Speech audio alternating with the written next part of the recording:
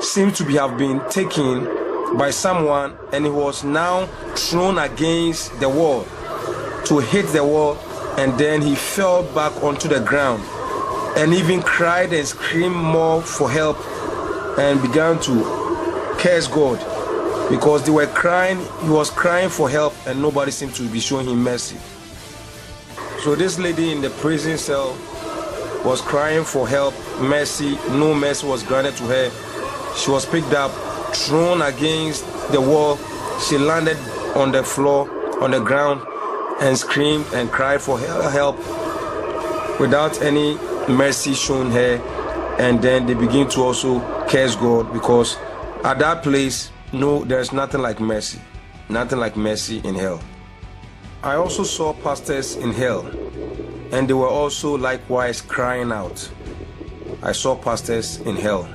I asked the angel of the Lord why there were pastors in hell. I thought they were men of God and should have been serving the Lord. But the angel of the Lord told me that these pastors are in hell due to the fact that they did not rely on the power of the Holy Spirit, the power of God, when they were doing ministry on earth.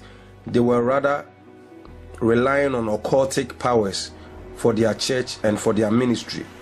They were not genuine pastors. They did not use the power of God. They were using occultic powers in their ministry. So I saw these pastors screaming and crying out loud in hell. I saw a great deal of pastors in hell. And the angel of the Lord began to explain to me how these pastors ended up in hell, even though they were men of God.